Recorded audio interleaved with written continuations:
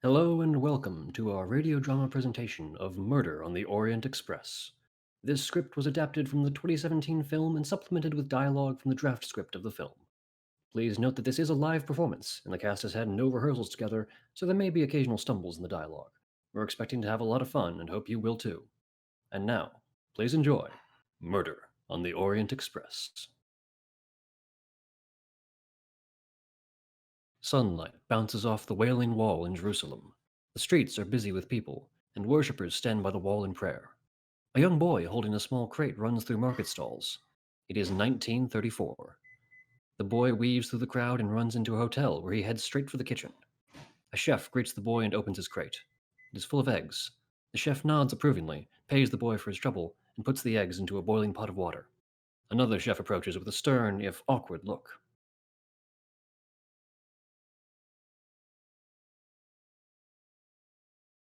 He said 4 minutes precisely. 4 minutes later, a waiter rushes a covered tray through the hotel and walks into a suite where a man is being tended to by a barber.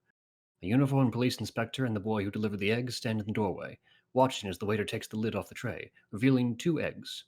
The man in the chair speaks immediately. No, no, no. Without missing a beat, the boy runs off again, and some time later, a new pair of eggs is presented to the man, who has finished his appointment with the barber and is now sitting alone at a small table in his suite. The inspector, the boy, and the waiter stand by. Two perfect eggs this time, no? We see the man's face for the first time, and he's the unlikeliest man you've ever had the pleasure to see. Nose pointed, shirt starched, suit expertly tailored, and on his face, as incapable of escaping notice as the sun, a fantastic mustache, twisted at the tips and pointed up just so. A gold-bended cane rests against his chair. The man brightens as his new breakfast and pulls out a small ruler, holding it beside the first egg, then the second. They are not quite the same size. Maybe? The man holds the ruler over the taller egg and lets the other side tilt down to the other before looking at the boy sympathetically. I blame the chicken. Why do hens lay eggs of different sizes? It's not you, mon ami. These are two perfectly good oafs. The inspector steps forward with an impatient look on his face.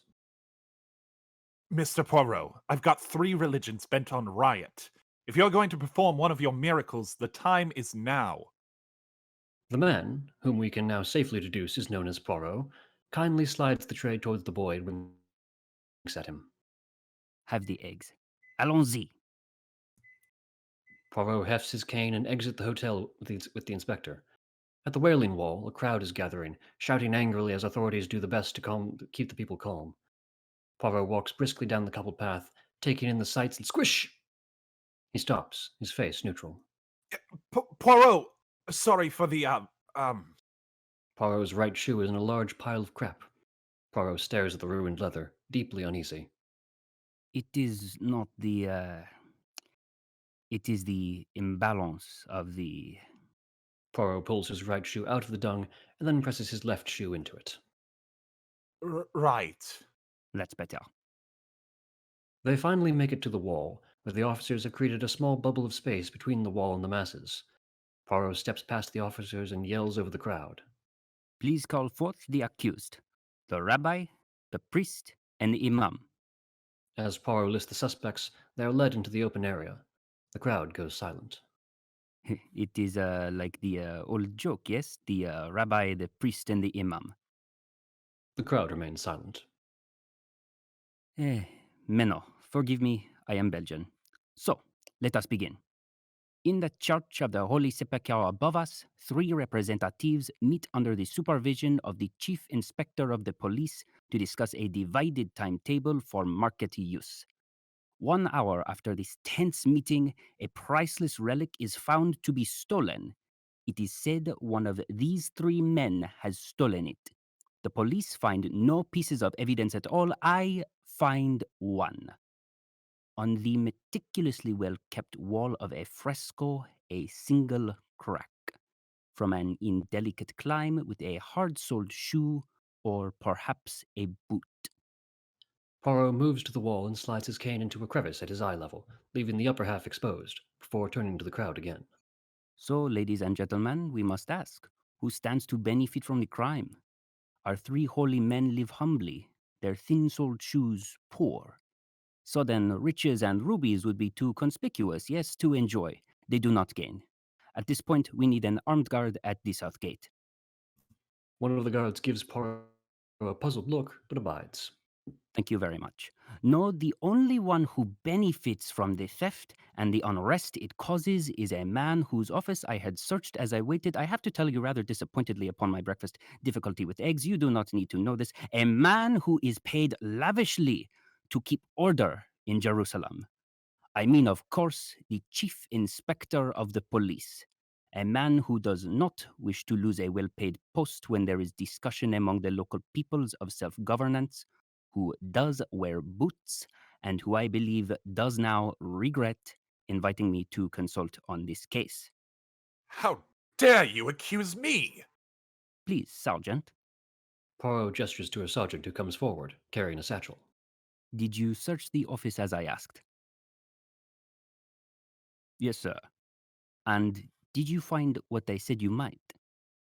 Yes, sir, just as you said. Merci.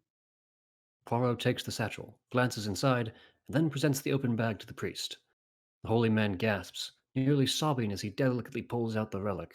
A moment later, the chief inspector is running. Poirot remains where he is as the inspector bolts toward the nearest exit, the south gate, where a guard is waiting. The culprit doubles back as the crowd starts closing in on him. He runs along the side of the wall and glances behind himself. An officer is still on his tail. He looks forward again just in time to be clotheslined by Poirot's cane, which is still stuck in the wall. The inspector goes down hard and is quickly apprehended. The case is closed. Later that day, Poirot stands on a balcony near the port, watching the calm water. Another officer approaches him. Luggage is on board, sir. I won the right to escort you to your boat. To Istanbul, then? Will you be back to London straight off? I am tired, and I have earned myself a little holiday. I want to look at paintings and have too much time on my hands. You are staring. Does it stop? It's just. How did you know How did you know it was him, sir? From just a tiny crack on the wall. I have the advantage. I can only see the world as it should be. And when it is not, the imperfection stands out to me like the nose in the middle of a face. It makes most of life unbearable, but it is useful in the detection of crime. But it's as though you see into their hearts and divine their true natures. And whatever people say, there is right, there is wrong, there is nothing in between. We must part here. Oh no, sir, I'm to escort you on the ferry. Poirot, clearly not wanting to be around his fan any longer, shakes the man's hand. Au revoir, mon capitaine. We must never meet again. But, could you straighten your tie, please? Just a little. Yes, that is perfect. Poirot makes his way to the pier, where a ferry is waiting. Aboard the boat, a group of men work on the sputtering engine. Another passenger, a gentleman in his 40s wearing a well-tailored suit, checks his watch with concern. Will it be fixed in time? I have a connection in Istanbul. Leaves tomorrow at 7. There's a very ill patient waiting for me in London. One of the men working on the engine begins speaking in Arabic. The two are clearly not fluent in the other's language. I'm a doctor. Doctor. My name is Arbuthnot. I am a doctor. I'm shouting at you in English, and now I'm doing it louder and slower. Very silly, forgive me. Dr. Arbuthnot points at himself and then the engine. But may I help? Let me help. Meanwhile, Poirot passes the time sitting on a bench by the pier. A pale woman in sensible English clothing approaches, and Poirot gestures to the remaining space on the bench. As she sits, she does a double take. Know your moustache? From the papers. You're the detective Hercule Poirot. Hercule, Poirot. I do not slay the lions. Mademoiselle? Poirot offers a handshake, which is happily accepted. Mary Debenham, monsieur. I'll forget her name, but never a face. Not yours, anyway. You come from Baghdad? It's true. No detail escapes his notice. Your ticket is sticking out of your bag. Oh, I might also ask if you enjoyed your time there as a governess, the chalk on the sleeve and the geography primer, a governess or a cartographer. I made my gamble. begin my geography and monster them till they have the world down cold. They may get lost in life, but I'll be damned if they don't know where they are. The ferry's whistle sounds and the engine roars to life. The pair parts ways as they board the ship, and soon enough they set sail. As Jerusalem drifts into the distance, Mary and Dr. Arbuthnot meet on the rear deck. The man appears relieved, but the woman regards the receding cityscape tensely. Oh, I feel so free out here on the water. I wish I could enjoy it. Oh, we should be out of this, Mary. Not now. When it's all over, when it's done, then nothing can touch us. As the two go their separate ways, Poirot walks onto the deck and enjoys the view alone. The rest of the trip to Istanbul is uneventful, and once off the ferry, Poirot walks a short distance to his hotel. After checking in, he heads to the hotel restaurant and is granted entry into the kitchen, where he finds dozens of fresh pastries being taken out of brick ovens. He looks at them reverently. Ah, my holiday begins here. I can see the soul of the city in these humble breads. The world insists on destruction, yet here, masterpieces are baked to order every day. While Poirot fawns over the bread, a large, jolly man appears. Ah, Monsieur Poirot! Mohammed! The two embrace each other warmly. Mohammed, my friend, you are an artiste. Ah, my friend. While the two catch up with each other, a couple stumbles into the kitchen. The man is a handsome English bon vivant who still looks a boyish 40 years old. The lady of the couple is not what society at the time would call a proper lady, and has made no attempt to conceal it. They approach one of the chefs. Don't mind us. We're only looking for a place to have a private argument. It will take some 20 minutes, at which point we will both come to an agreement, or at least I will. As the playboy makes his request, Poirot signals to Mohammed to wait a moment before walking toward the visitors with a curious look on his face. His curiosity soon turns to joy. Monsieur Book. Poirot! In the kitchen? Of course. This man will sniff out the perfect pastry faster than he catches the jewel thief. Mon ami. As they embrace, Poirot regards Book's companion. Now, I am no longer a policeman. I cannot bail you out when this goes badly, eh?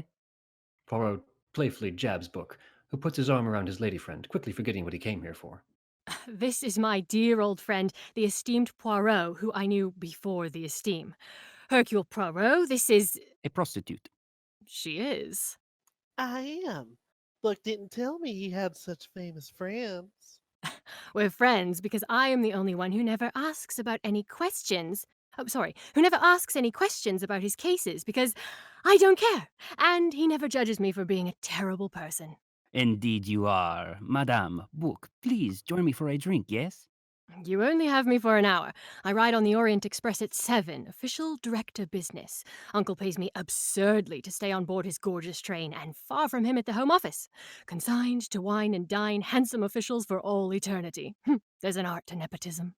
And you're its Michelangelo. The three make their way toward the bar, but are intercepted by a stuffy man. Mr. Poirot. Are you a prostitute as well? Certainly not. Is this man bothering you? He is about to. You are from the British consulate. I am, sir. It is the Kastner case. Why, yes, I was correct in certain predictions. quite. He offers a telegram to Poirot. I do not need to read the telegram. How fun! Did someone cheat or die? Unfortunately, both. Someone has interrupted my longing for rest. It appears I must travel with you tonight, Book. Can you find me a cabin on the Orient Express? My friend, I may not be good for much, but I sure as hell can get you a bed on my train in the dead of winter. 3 days free of care, concern, or crime. You will love it. Mademoiselle, it has been a pleasure. Sir? Accepting his consolation prize of a holiday, Poirot, Book, and the messenger all exit the restaurant. Your luggage has been collected and your expenses paid. You'll be met in Calais and then escorted to Dover and then by rail to London Victoria. I would like to formally express Please do not speak. You make it worse. As they walk through the hotel lobby, they pass a cheerful man of Italian descent carrying a heavy bag, despite the fact that a porter walks beside him. The man hands the porter several bills. Yeah, here's a tip for you, pal. Oh, thank you, Mr. Foscarelli, but I didn't even carry your luggage. Oh, I had a good week. We celebrate when fortune smiles and we share the good fortune. Remember to say nice things about us Americans, huh? On the crowded street outside the hotel, a modestly dressed woman in her 30s is reading a small Bible as she walks. Someone attempts to grab her handbag, but the woman keeps her grip on it and hits the would-be thief. No! The failed criminal scuttles away. Back inside, a tall gentleman with slicked hair and a brown snakeskin coat is welcomed into the hotel restaurant. Monsieur, bonsoir. For you, Mr. Ratz, the best table in the house. The maitre d' gestures to a table in the center of the room, but Ratchet walks past it, approaching a table near the wall instead. Just here, sir, the very best table. No. I want that one. At the hotel's front desk, a young man in a suit and fedora settles a bill as a stoic, elderly man in a topcoat and bowler joins him. The younger of the pair speaks first. Hey, Masterman, you got everything? Kind of you to inquire, Mr. MacQueen. I do not make mistakes. In the restaurant, we join a lithe, dangerously handsome man in a sharp white suit standing at the bar alone. He is approached by a bubbly Italian who invades his personal space.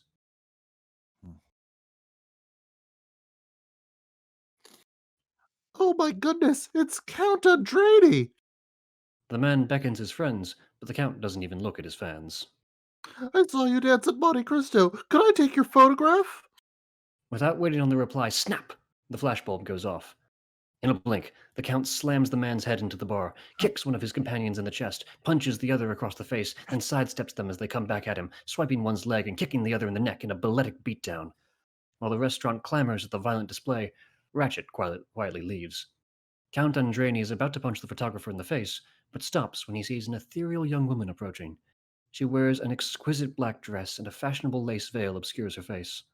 Her mere presence seems to entrance the Count, and his aggression melts away as he stares into her eyes. Flash! A reporter snaps a photo of them. The Count and Countess turn their heads to the man, who throws his own camera to the ground, shattering it. Less than an hour later, a loud whistle sounds throughout the train station. The source of it is the 5-star neo-Baroque hotel on rails with rich black hide and bright bronze trim. Every corner carved, every surface gilded, no expense spares. It all comes together to define first-class Belle Epoque elegance. A competent-looking conductor in his 30s strides across the busy platform, calling out to the crowd.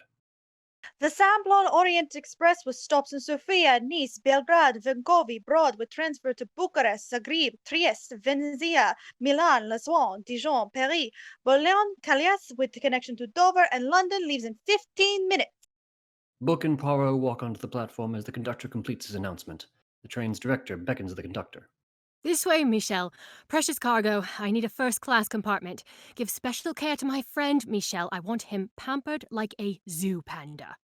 But Monsieur Book, we are fully booked. There's no space left. Then we make space. He can have the number 11. Fear not, Hercule. 11 is always kept open for official use. It's very comfortable. The 11 is taken. The Austrian professor booked it 2 days ago. There is not one first-class sleeper car on the whole train? Negative, sir. Second class? There is no space left at all. As Book scrambles to think of a solution, Poirot sees a familiar face approaching the train. Mademoiselle Debenham.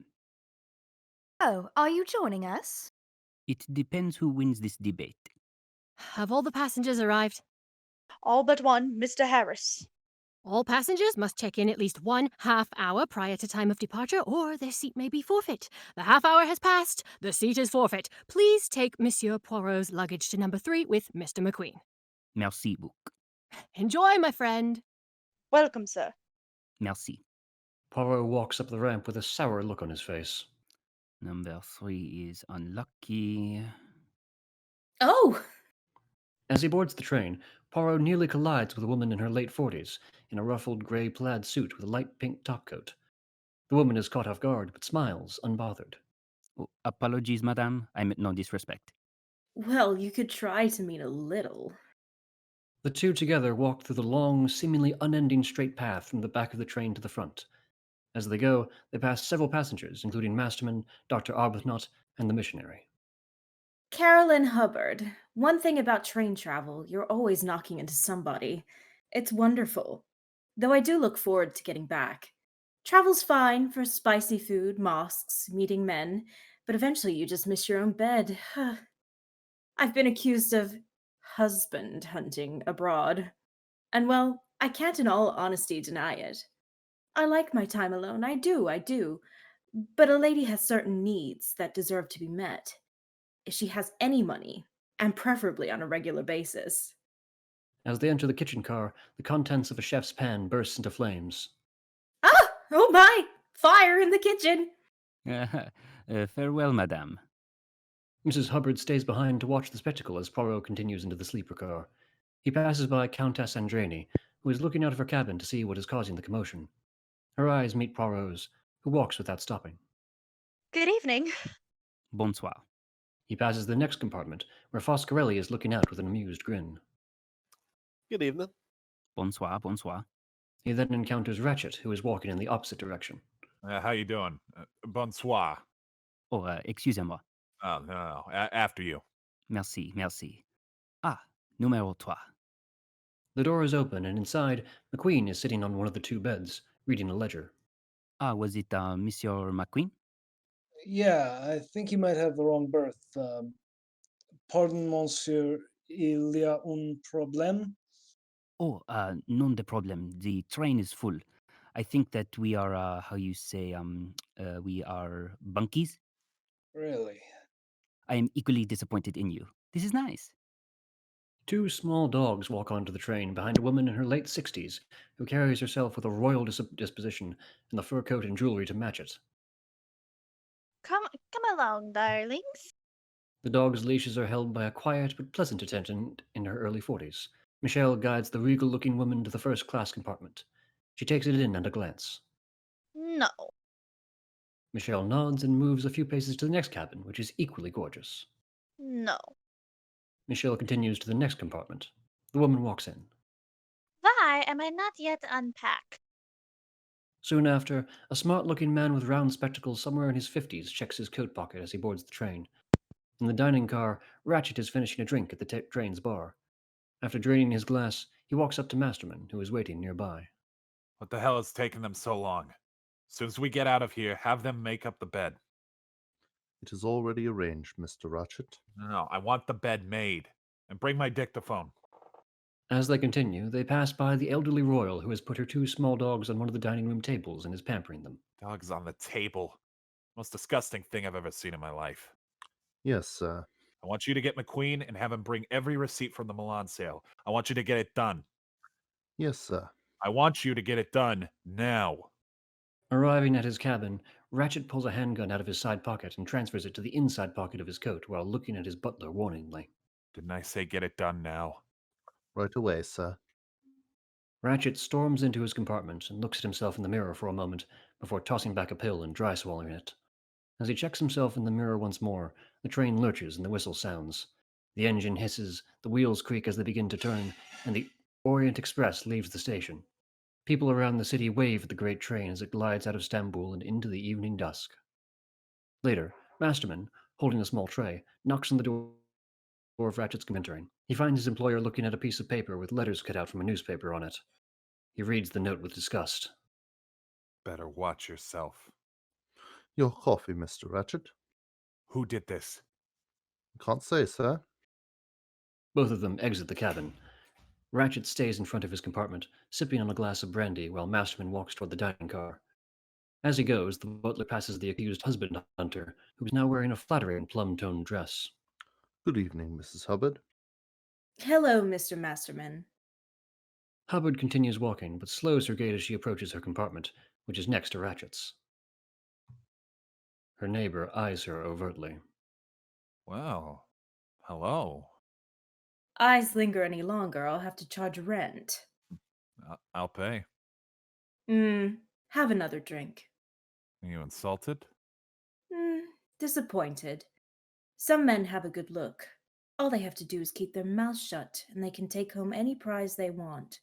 Still, the mouth opens.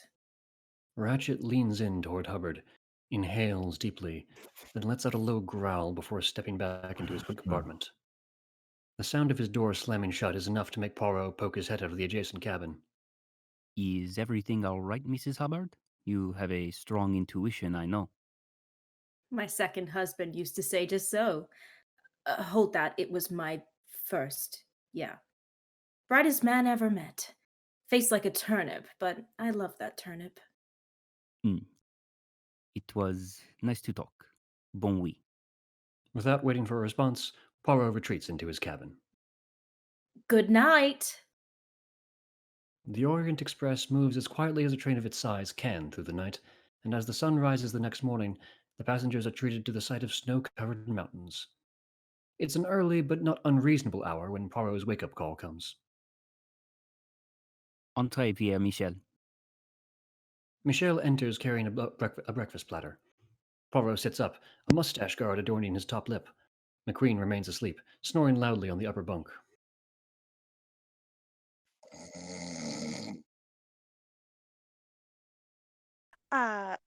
Voila. When you take supper, I will move Monsieur MacQueen into Monsieur Book's compartment. You travel first class. We take on the Athens coach empty at Belgrade. He moves easily into it. Impeccable. Merci. Bon appetit. Michel places the tray on Poirot's bed and exits. And the eggs? Poirot places a finger across the top of the eggs. Book is delivering on his promise of quality. They are identical. A few hours later, most of the passengers sit across several tables in the dining car. Ratchet sits with MacQueen. The fancy elderly woman sits with her attendant. Mary is sat with the quiet missionary. Hubbard sits alone, and Foscarelli is sat with Arbuthnot and the professor. Book walks out of the kitchen with a bottle of wine and greets his guests.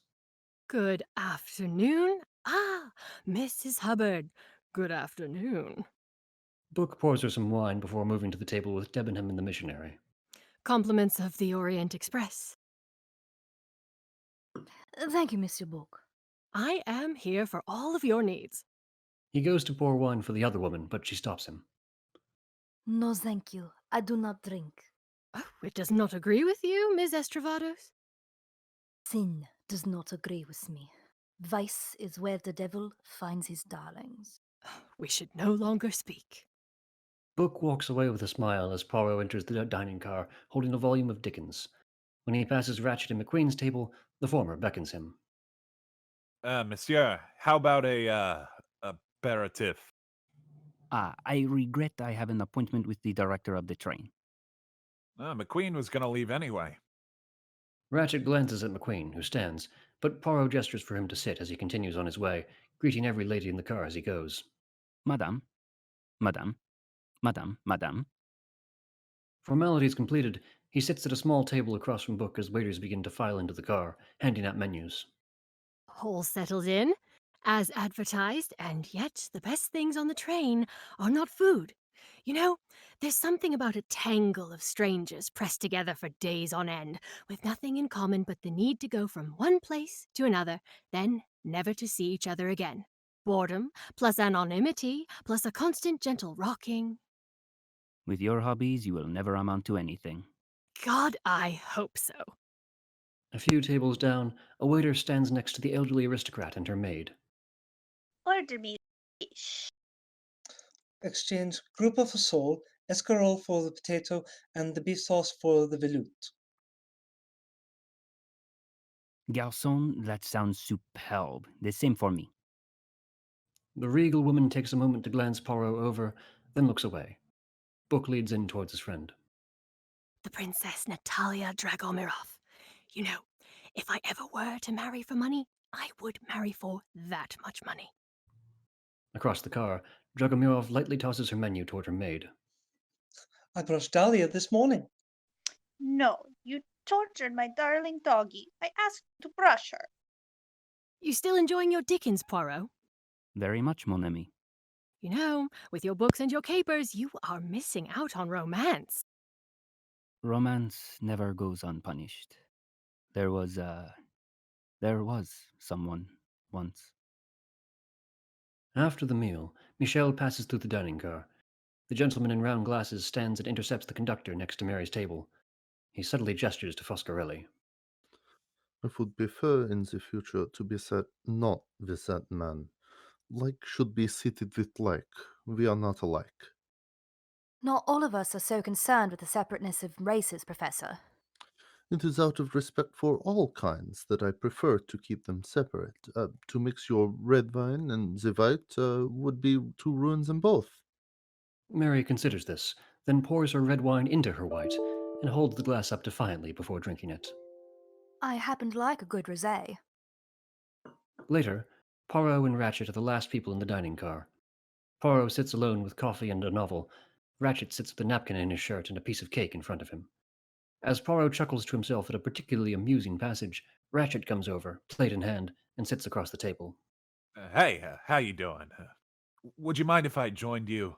Because, dessert's an indulgence, and I feel silly and stupid indulging alone. I am at my happiest alone. But for a small piece of your fragilité, please join me. Oh, with pleasure.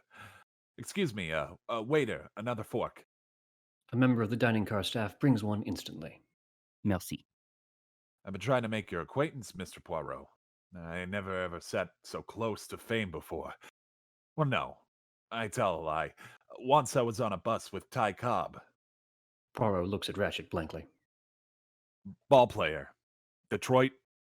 Ah, Poirot begins poking at the cake, scraping off the icing. would you mind if I had the little cowlie bit at the top? You're an odd bird there.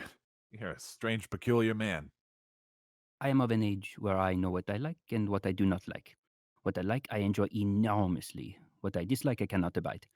For instance, the temporary pleasantries before what is determined to be a business discussion. You're fun. All right. I'd like to offer you a job. The Avenger of the Innocent. It's what they call you in the papers. And you are an innocent? I'm a businessman. I'm an art dealer. I mean, I'm new to it, but my beginner's luck has panned out.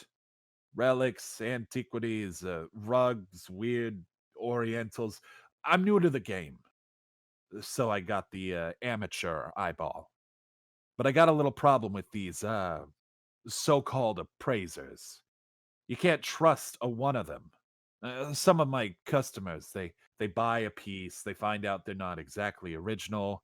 It's hardly my fault if a cash and silk scarf is a fake, right? Huh? C'est bon. Yeah, well, I managed to make some enemies in this thing. I got a few letters, people making threats. I think most likely it's the Italians. I sold them a set of Oriental carpets in Milan, and well, the buyers weren't so happy with the provenance, and they want their money back with interest. Italians. A guinea's a guinea.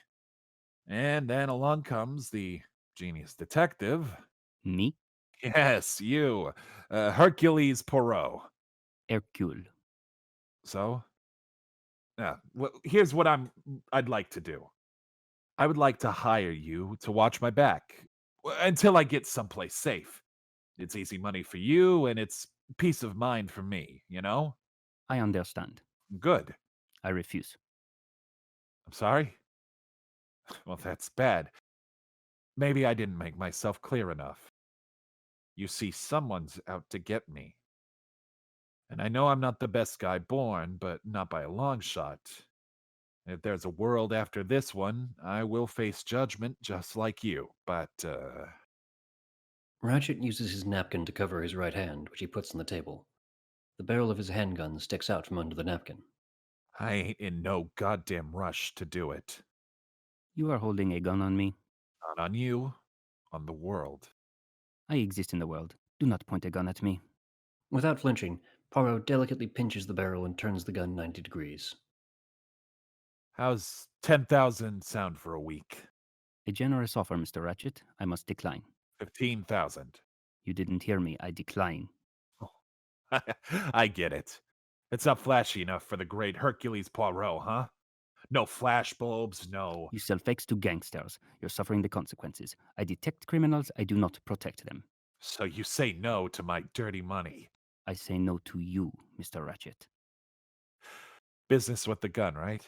Is that what it was? It is far more personal than that. I do not like your face. If you will excuse me. You liked my cake, didn't you? The cake was excellent. Have a pleasant afternoon, Mr. Ratchet. Poirot takes a bow, takes his book, and takes his leave. At dusk, the train stops in Vancouver. From the inside of the train, Ratchet sees MacQueen and Dr. Arbuthnot reboarding after stretching their legs. Inside, Poirot prepares for bed. He carefully places a small, framed photo of a woman on his nightstand. Mon cher Catherine, mon amour. Later that night, the train climbs as they approach the Dinaric Alps. Snow falls heavily, and an angry lightning storm flashes across the sky. Poirot is reading his book in bed when he hears something from the neighboring compartment. He looks into the hall and sees Michel knocking at the door beside his. No answer. Mr. Ratchet. Signorine, it's nothing. Bien, monsieur. Good night. A bell rings down the hall, and Michel leaves to answer it. Poirot returns to bed and turns off his light. Then more noises. Footsteps. Running water. Someone down the hall rings their bell repeatedly. Annoyed, Poirot looks outside his compartment and sees Michel approaching. Mrs. Hubbard? It is always Mrs. Hubbard. Poirot shrugs and returns to bed. The moment his lights are out, a thump rattles his door. Visibly frustrated, Poirot's head pops into the hall to see the back of a woman in a scarlet kimono running down the corridor. As she passes Mrs. Hubbard's room, Michel steps out of it, nods to Poirot, and returns to his post at the far end of the hall. Poirot, finally, is able to sleep. At least, for a short time. Outside, the storm rages. Lightning strikes a nearby mountain peak, causing a buildup of snow to crack, break, and begin tumbling down the mountain. The Orient Express barrels ahead, the oncoming avalanche approaching from the side. The world lurches as a wall of snow engulfs the engine. The missionary startles awake. Poirot falls off his bed. Foscarelli is thrown into the hall with his suitcase, which flies open, spilling toy cars and photos everywhere. The massive train screeches to a halt. Poirot, still on the ground, drags himself so his head is poking out of his compartment. Did we die? Ladies and gentlemen, the train has been derailed. Please remain in your cabins. We should be moving along shortly. Masterman looks down from the upper bunk as his roommate Foscarelli collects his belongings. Are you all right, Mr. Foscarelli? Yeah, I'm fine. I'm fine. Thank you. You will be safest in your cabins. Mr. Book will speak with you all in the morning. Please, you will be safest in your cabin. Of course. Are we gonna die? Poirot returns to his cabin and sees that his framed picture has fallen, and the glass is cracked. He sighs sadly, places it on the nightstand, and goes to sleep. The next morning, the full damage is assessed. The engine, which stopped just before entering a tunnel, had been derailed and is embedded in a large pile of snow, but the rest of the train is undamaged. The train is stopped between two natural parts of the mountain, resting on top a framework bridging the gap. Inside, Book addresses all the passengers, minus the Andranis. Ladies and gentlemen, I am afraid that our train is still unable to go anywhere. Yes, except down. How long are we supposed to just sit here? You must be doing something. Of course I am doing something. I am doing nothing. Precisely 2 hours and 10 minutes ago, when we did not arrive at Brod as scheduled, the station master will have surmised our situation and already dispatched a team to excavate the engine, clear our path, and send us on our way. Until then, I assure you, we will all be made warm and fed and comfortable. We could walk. We could die of exposure trying. I have a connection to make. My boat sails day after tomorrow from France. Oh, without you, I'd wager. Or me in London. I hold you accountable for the loss of my time, Mr. Book. Madam, you cannot hold me accountable for the weather. Of course I can. You are the only one here. My conference in Turin, I'm to present my findings on bakelite for military use. And I was supposed to meet at the auto factory in Sokal. Some things, they are in God's hands. It is not for us to say if we deserve to arrive safely at our destination, or if, like Lucifer, we must fall. The others look at each other uneasily. Masterman breaks the tension by picking up a breakfast tray and exiting the dining car. He makes his way to Ratchet's compartment and knocks on the door as Poirot steps into the hall. Breakfast for you, Mr. Ratchet. Ah, bonjour, Mr. Masterman. Masterman nods at Poirot before knocking on the cabin door again. Is there a problem? I can't say, sir. Mr. Ratchet? Poirot tries knocking as well. No answer. He takes his handkerchief and tries the door. Locked. Excuse me. Poirot crouches and places a hand near the gap between the floor and the bottom of the door. That is cold air. Please bring Monsieur Book immediately. and also Dr. Arbuthnot. Masterman hurries off. Poirot tugs out his cane and angles its metal head behind the compartment doorknob. With a quick tug, he uses the leverage of the cane to break the doorknob off. He attempts to open the door, but it catches on the inner lock chain. He pokes his cane inside and breaks the chain off as well. As he opens the door, Book and Arbuthnot arrive with Michelle. Book stands in the doorway and is the first to see inside. Good God. As Arbuthnot moves to enter the room, Poirot halts him. Touch nothing else, only the body. Arbuthnot nods and steps inside. Oh my God, this is horrible. First the snow, now I'll have to meet with the police and make some statement in some grimy station. And a man has died. And a man has died. Arbuthnot emerges from the compartment. He was stabbed. Long, straight-edged knife, multiple stab wounds, some shallow, some cut clean through muscle. Left-hand side or right-hand side? Oh, that's not the thing. The wounds are haphazard. They don't seem to follow any pattern. It appears the killer maybe closed his eyes and struck blind. Or wanted to confuse the police. Can you estimate the time of death? It's hard to say with the window open, but my best guess is between midnight and 2. But no one went into the apartment. I sat in my seat all night. Seen if someone went. It is impossible. Thank you, Doctor. Please return to the dining car. Michelle, secure this carriage. Poirot, I need your help, my friend. You have to find who did this. We stopped next in Broad. We cannot arrive with a stabbed body and no culprit. The Slavs will ransack the train and everyone on it. If I expose the company to this indignity, I'll lose my job. Please, I implore you, on behalf of the Orient Express. When the police arrive, we can present them with the case closed. You are the only one who can save me. Your faith touches me, mon cher, but I must have this rest. Well, think of it as a little beachside puzzle. That's nothing to your mind. You look up the antecedents of the passengers, you establish their bona fides, then you do what you do. You sit in a chair and you eat cake and you think until the solution presents itself. What else are you going to do while we sit here in the snow? Without constant stimulation, your little grey cells will starve and die. You think that is what I do? I sit in a chair and I have a little piece of cake and then I come up with a great idea.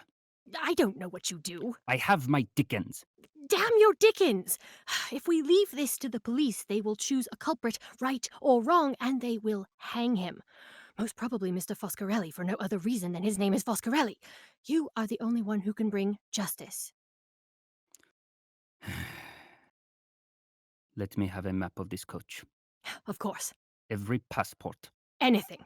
Interviews arranged with all of our passengers, evidence, order, and method until one culprit emerges. I do not approve of murder, my friend. Every day, we meet people the world could do better without, yet we do not kill them. We must be better than the beasts.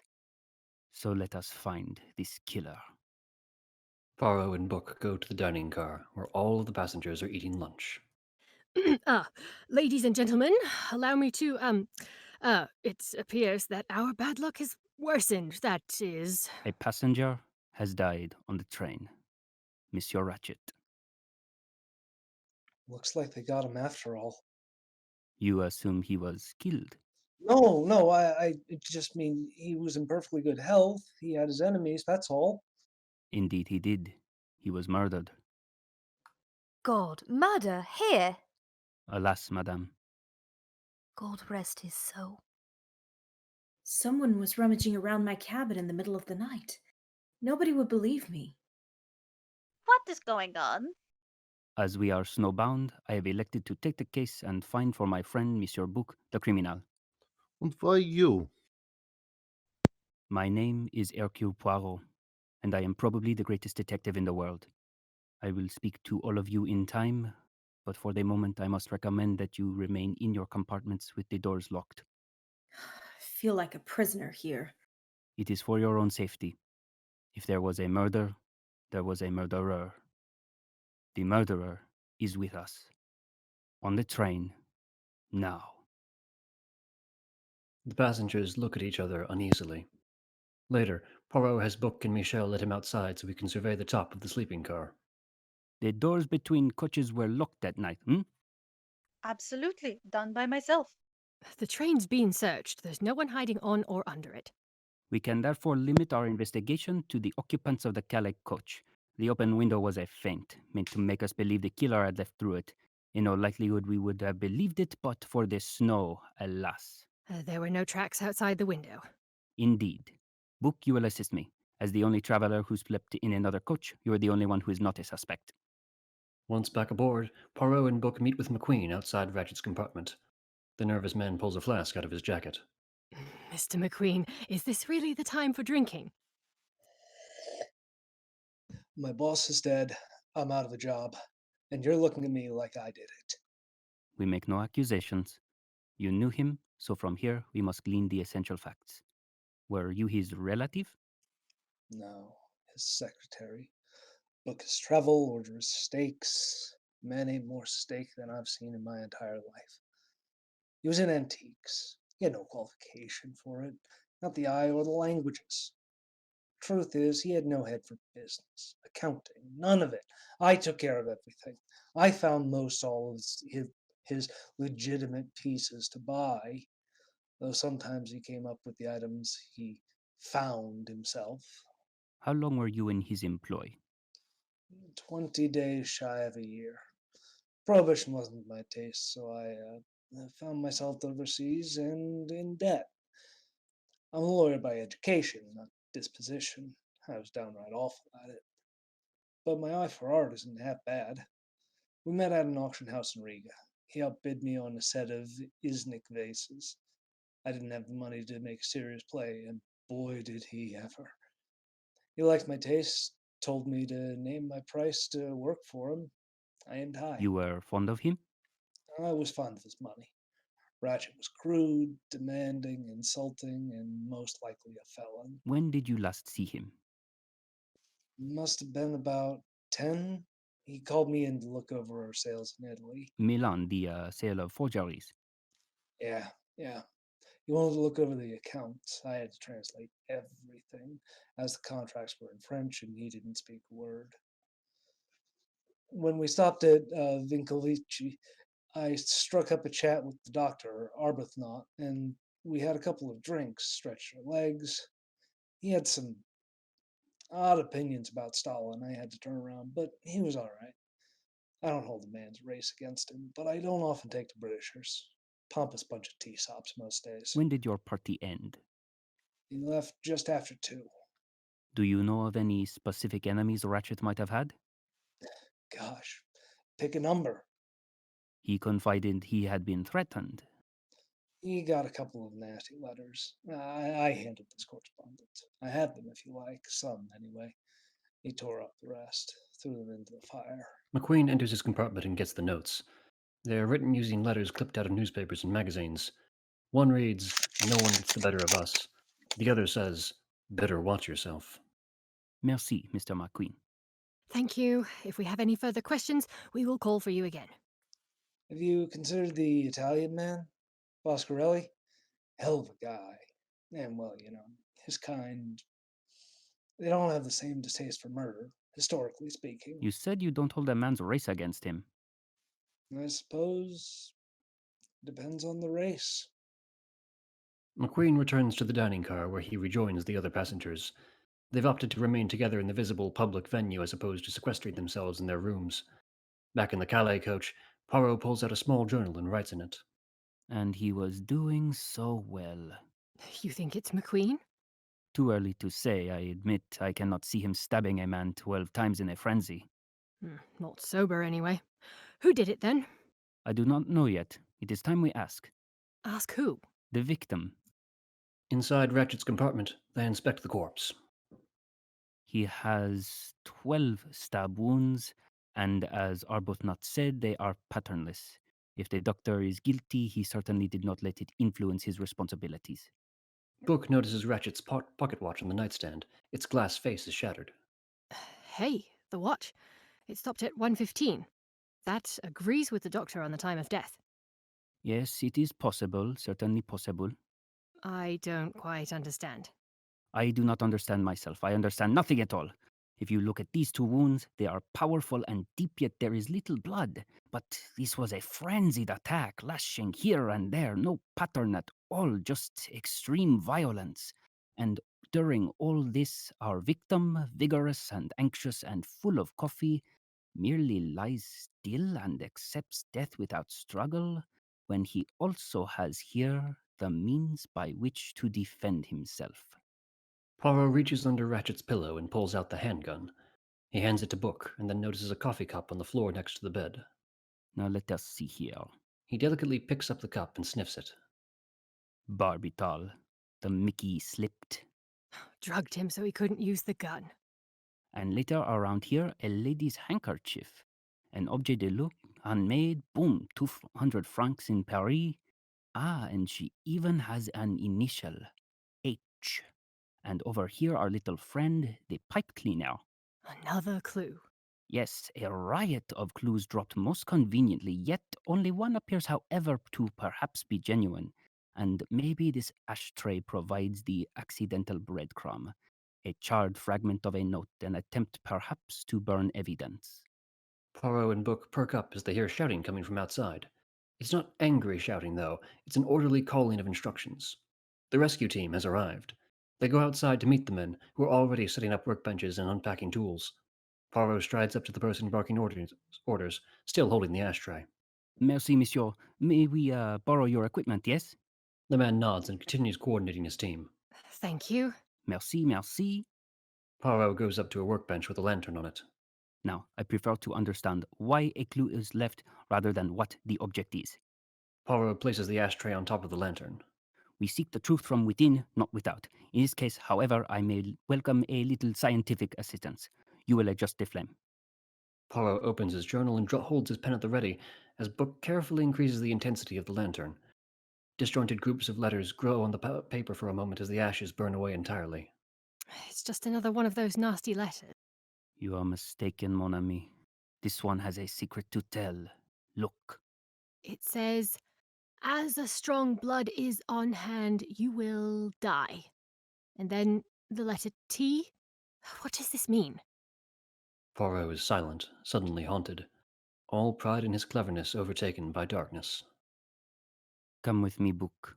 Let us fill in the gaps. Poirot walks Book away from the rescue team as they begin to dig the engine out of the snow.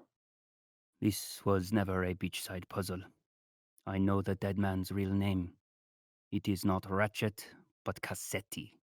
I know that name. Then you will also know the name Armstrong. The Armstrong case. This story shocked the world.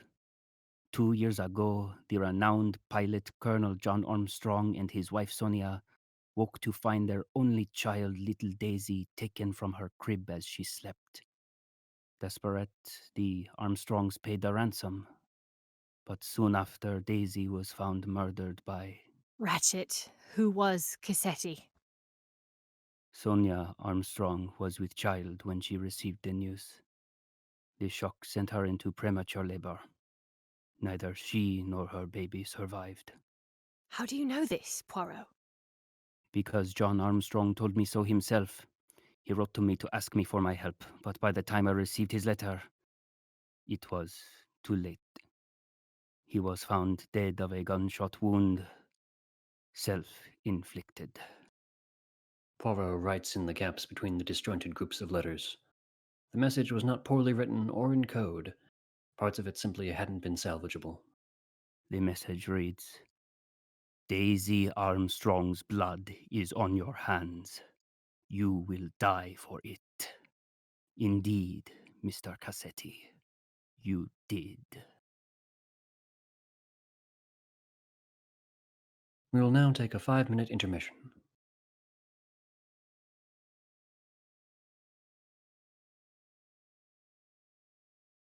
Welcome back to Murder on the Orient Express.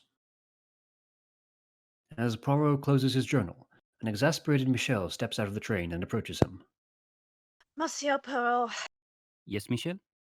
Mrs. Hubbard wishes to speak with you. I held her as best I. Poirot nods understandingly, boards the train, and meets her in the salon car. Ah, Mrs. Hubbard. Sorry to have kept you. You have a head full of steam and a mouth full of words. You're goddamn right I do. What I've been trying to tell you all day. The murderer was in my compartment last night. I thought I'd be killed. Turns out I might have been. only he got ratchet instead.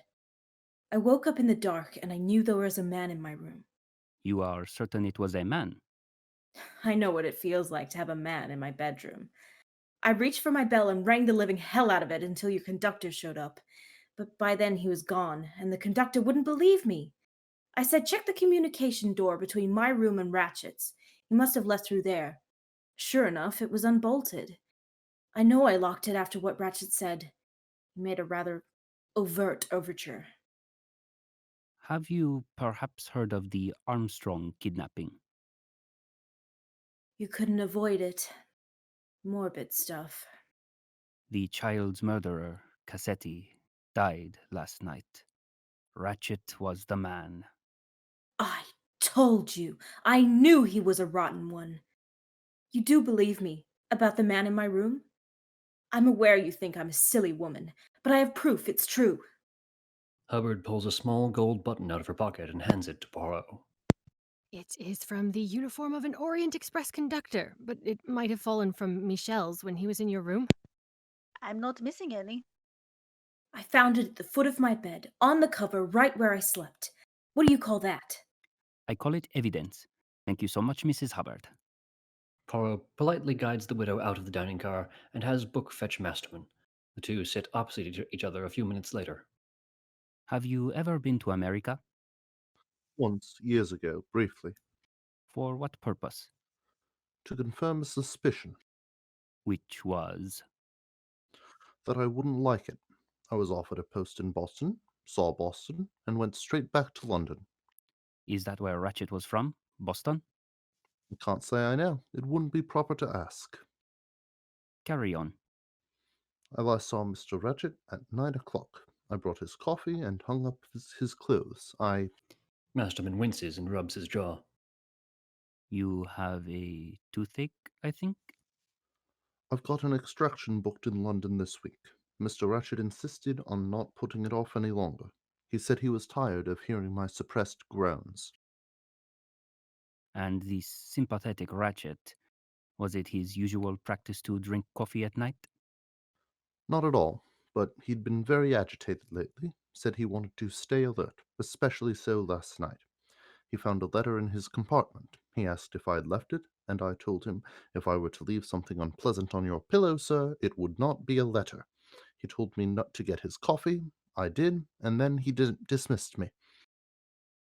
Surely such a proper and precise valet would never speak to his master as you did, unless he knew his career was coming to a sudden end. No mere toothache, I think. The lungs? The thyroid. Spreading out his stomach. Same as my father, 5 years younger. Months at best. Inoperable, I'm afraid, said the doctor. And suddenly I wasn't afraid. I would only do what I wanted from here on. I speak my mind now. The coffee. It appears that his cup was laced with barbital. You, of course, will tell me that you did not put it in there. Of course I didn't. Where and from when did you procure the coffee and the cups? In the kitchen, sir. I ordered it at dinner to be ready by 9, and so it was. Anybody could have gotten a hold of it before me. Merci. And, Mr. Masterman, I'm sorry about the toothache. Masterman stands, stoic, but with a glint of vulnerability in his eyes as he silently leaves the dining car. Next, Poirot has the missionary called in.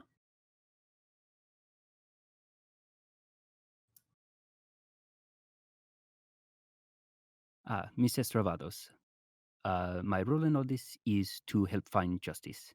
So, you are a missionary, but you trained as a nurse before you changed your professions, yes?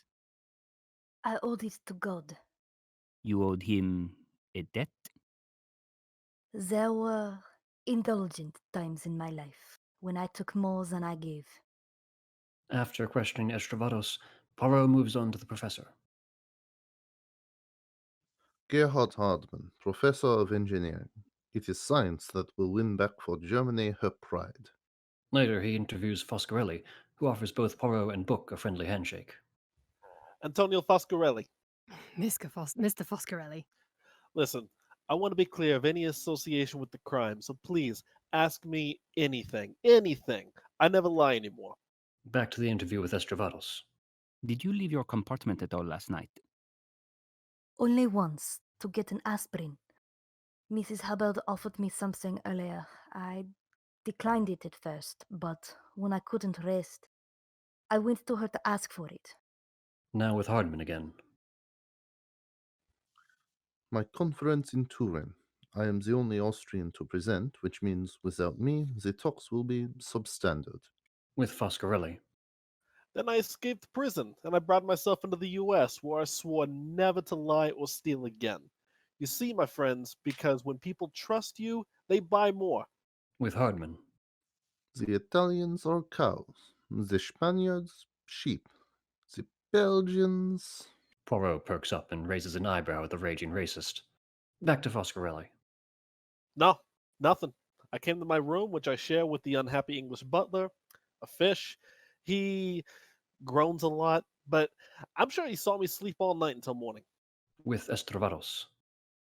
I should say, in case is it relevant, there was an embarrassing moment. When I went to see Mrs. Hubbard, first I opened the wrong door. It was his door. I told him I was sorry.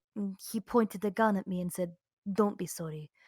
I closed the door and he didn't pursue me. What time was this? It must have been about 20 minutes to 11. This is interesting. As far as it is known, you were the last person to see Ratchet alive. With Foscarelli. I am American now. 3 American children. Thomas Jefferson Foscarelli, William Henry Foscarelli, and my daughter, Millard Fillmore Foscarelli. More children, more presidents, each to work in the business. Your business? Automobiles. I have 3 showrooms. Come to America with nothing. Nothing. And now, With Estravados. Miss Debenham was asleep when I returned. Finally, so was I. She will tell you I remained in our cabin the whole night. If what you say is true, Miss Debenham will confirm it. But it is true. I would not lie. I would not lie. May it be possible that Miss Debenham left your compartment without you noticing? No. I sleep very lightly. The slightest sound and I bolt upright. I was surprised once. Never again. With Foscarelli. no, I didn't say I was a chauffeur. The photos that spilled out of your luggage. There was a beautiful one with a little boy wearing a chauffeur's hat visiting his papa at work. Who did you chauffeur? With Estravados. Miss Estravados, why do your hands have the calluses of a boxer? I do my work in dangerous cities, where I cannot be governed by fear. I trained to fight. But you do not trust your God anymore since your surprise? No, in case he is busy. God is always busy.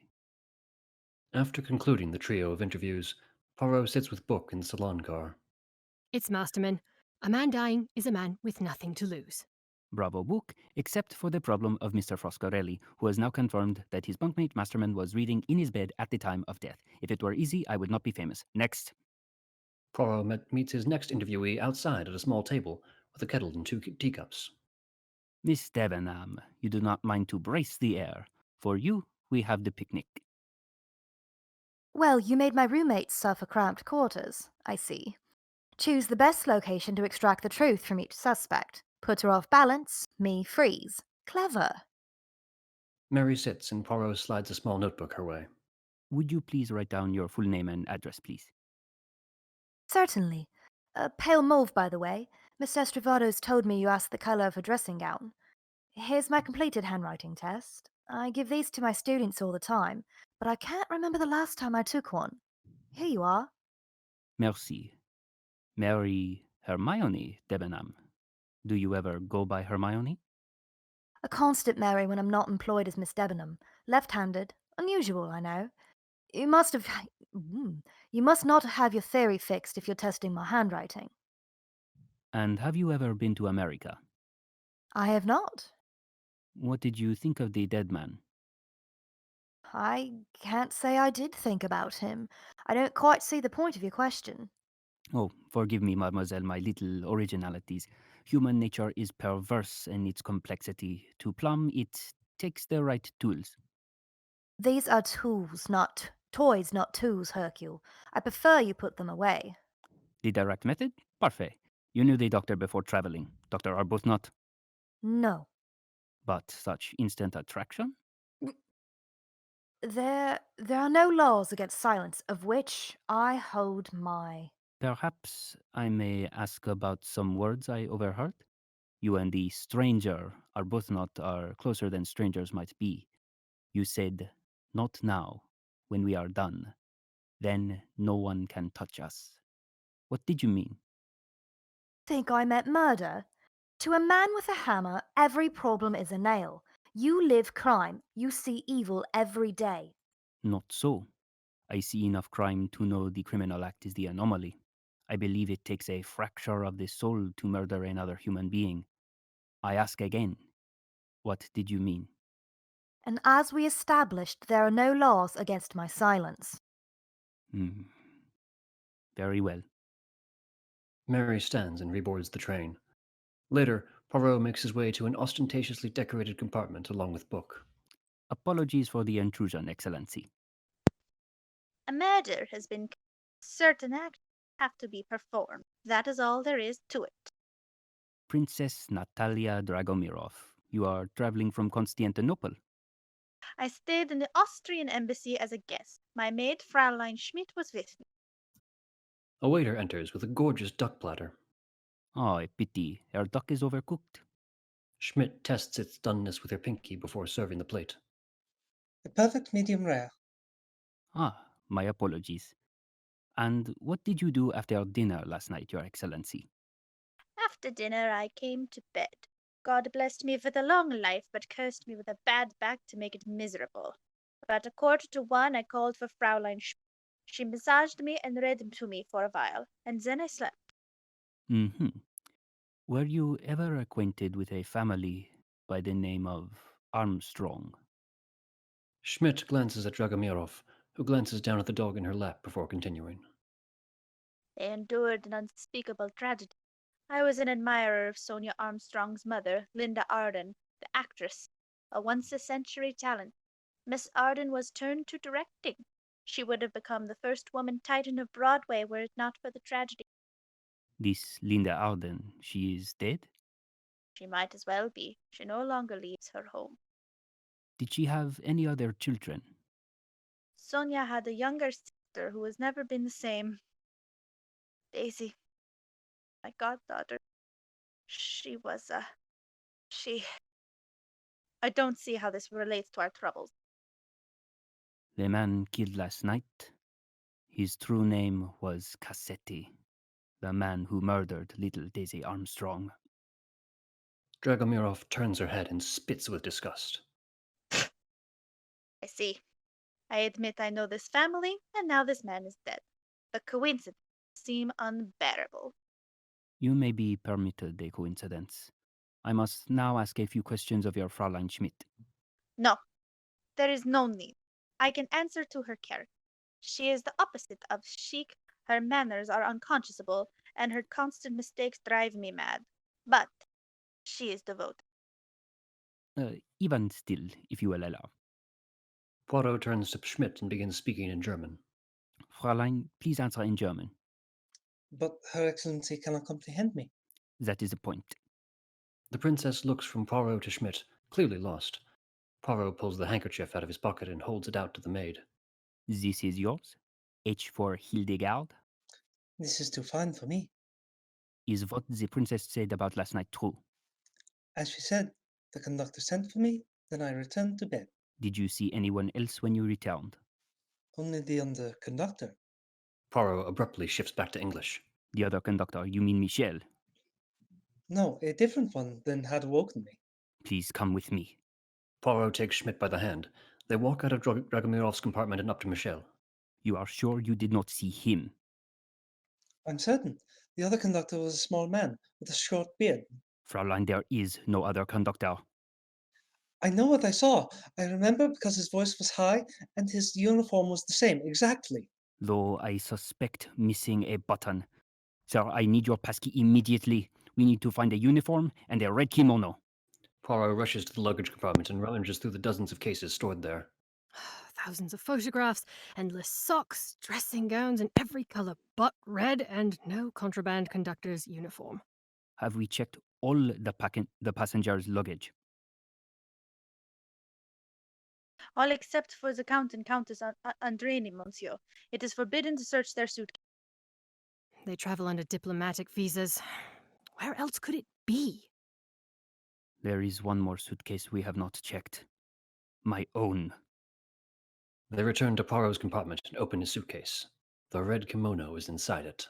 The killer is mocking me. Good. His first mistake. And as the night must follow the day... Poirot strides out of his cabin and down the hall to Schmidt's. He spots 2 stacks of linens on top of a rack, one of which is larger than the other.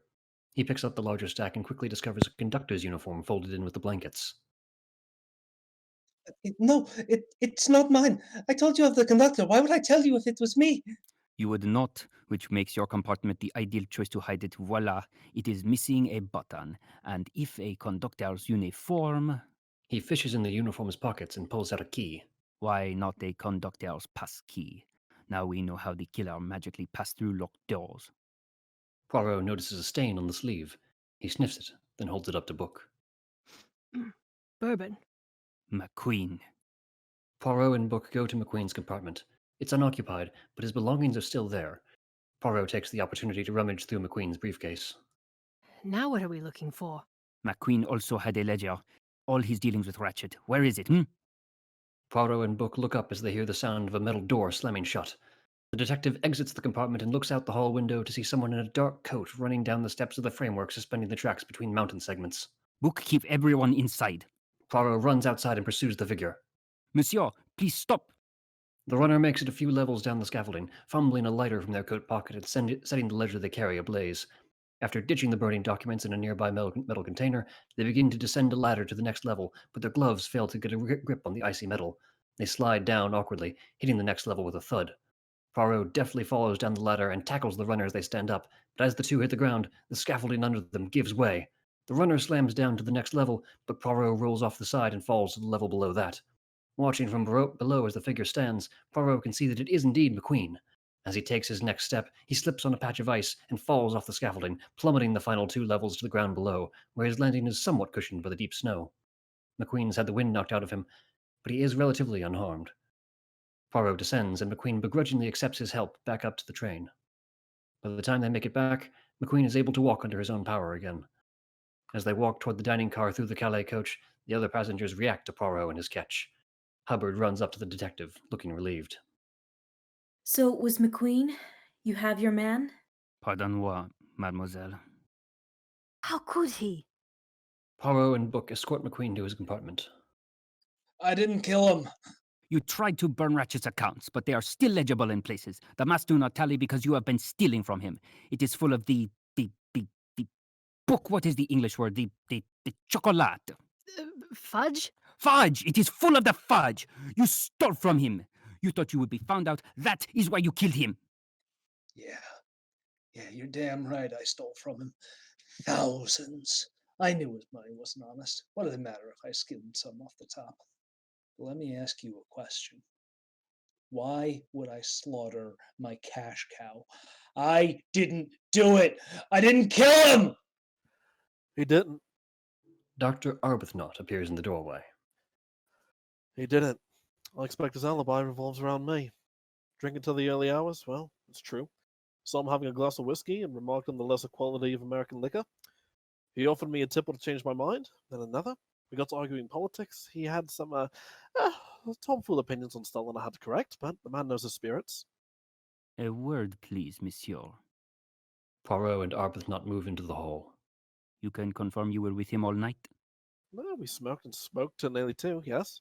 Ah, such chums, he with his cigarettes and you with... Ah, yes, you are the only man on our train who smokes a pipe. May I see your pipe and your tobacco, please? Yeah, of course. He reaches into his jacket and pulls out a cigar case.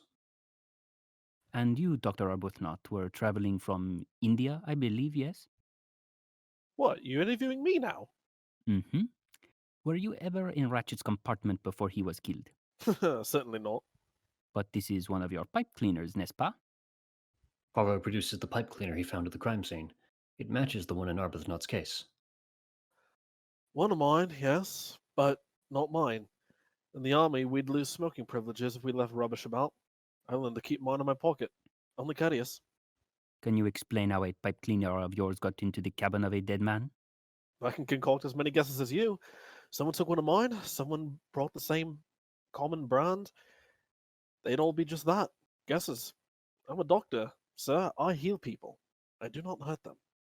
About this, you must have worked very hard to become a doctor. How did you go from a soldier to a surgeon? I was a sniper in my tour, a sharpshooter.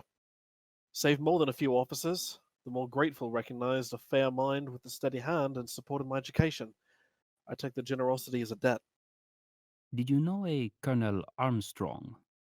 Might have known 2 or 3 Armstrongs. Tommy in the 60th, a Selby Armstrong. No, I meant Colonel John Armstrong. He had an American wife and his child was kidnapped and killed. Oh. No, I never came across the fellow. And when did you first meet Miss Debenham? We met when we shared the railway convoy car from Kirkuk to Nisibin. She claims otherwise, and she has made herself problematically suspicious. Excusez-moi. Mary is a lady. Leave her out of this. I can vouch for her character. As you have vouched for MacQueen's time. You won't listen to reason. Never. Arbuthnot leaves in a huff.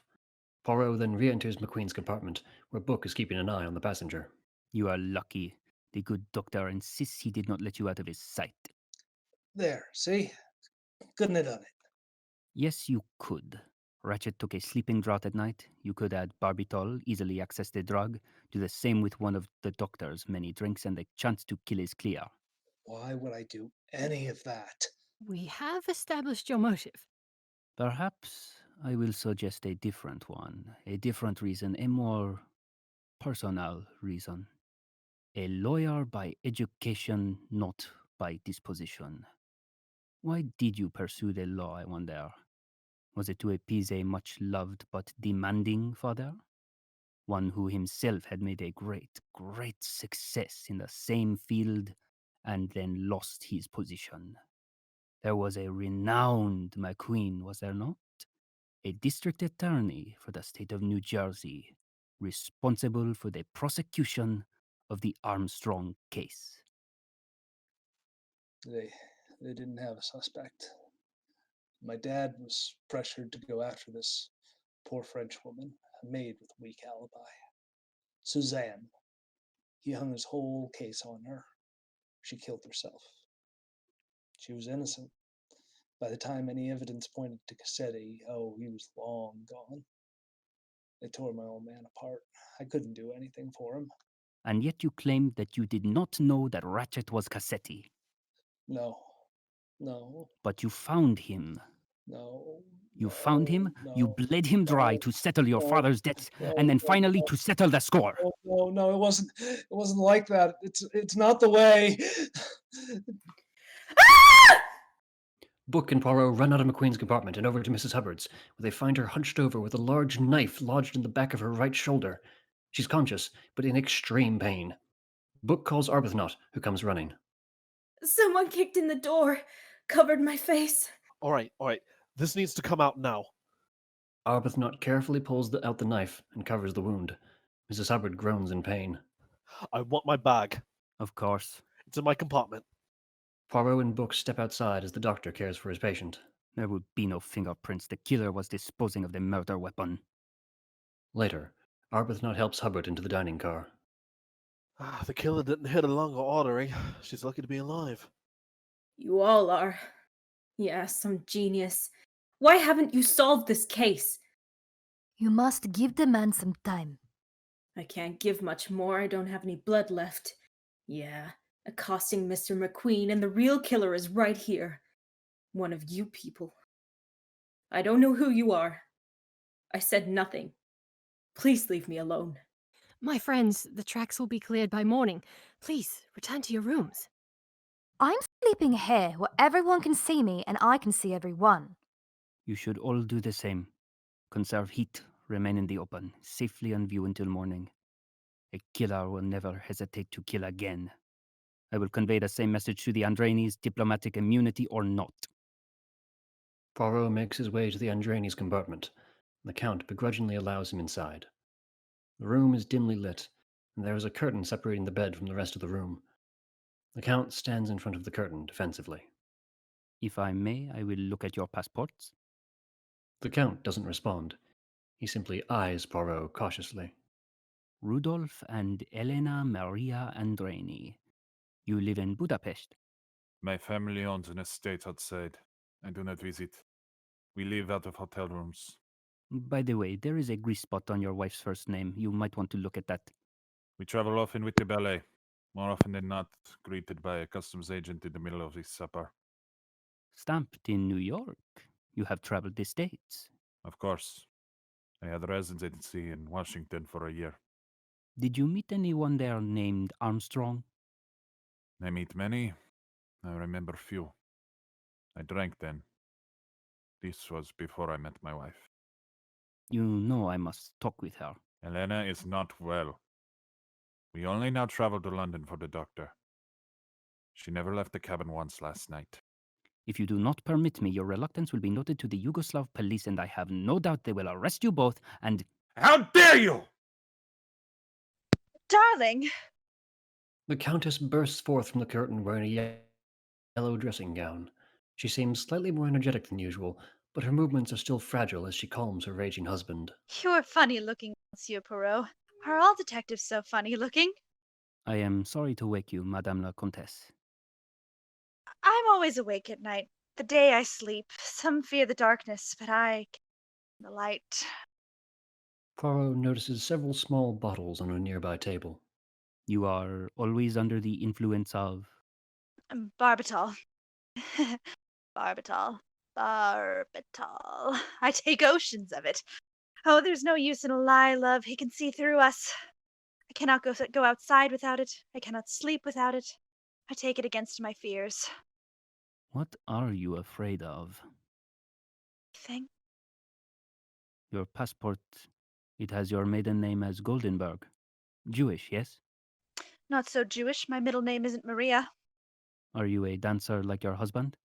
No, not like my husband. Corps de ballet. He is touched by the angels. I have been shoved by passion and hard work to become adequate. Excuse me, I must lie down again. Is this your only dressing gown? No, I have another. Corn-colored chiffon. I like speaking to detectives. You never know what they will ask next. I'm particularly good with capitals. My governess was a stickler for geography. Are you satisfied? I am always satisfied when I uncover a liar. Madame, your name is not Elena, it is Helena, despite your clumsy attempts to change it here and on your luggage. The Count rises, but his wife stands as well and holds him back. My husband heard of a piece of evidence found, a handkerchief embroidered with an H. I didn't want an H involved, so we changed it, the luggage and the passport. It is no crime to want to be distant from trouble. Yet here is trouble. A curious detail about the Armstrong tragedy at the heart of this case is how many people were wounded by it. The younger sister, the actress mother, stage name Linda Arden. I suppose she too was of Jewish ancestry, as who is most likely to take a stage name? Is it too far to suggest that her original name was Goldenberg? Especially when we find a young woman, the same age as her surviving daughter, living in a world of fear. The sister of Sonia Armstrong. The Count snaps, Ah! grabs Poirot and shoves him out the compartment in a frenzy, standing in the doorway, deciding if he wants to pursue the detective. Get out! Get up! The compartment door is abruptly slammed shut on the Count. Hardman stands in front of the now closed door with a startled expression on his face and a revolver in his hand. Book runs up behind him. When no further noise comes from inside the compartment, the three head to the salon car. I hear noises and I run. Just in time, yes? You must now believe the Count and Countess are the killers. The Count is protective. The Countess would no sooner kill a bedroom spider, and you may desist with this charade. You are neither Austrian, nor a German, nor a professor. But a good imitation. Was it based on someone you know? Hardman gawks, speechless for a moment. A local butcher where I grew up was a kraut.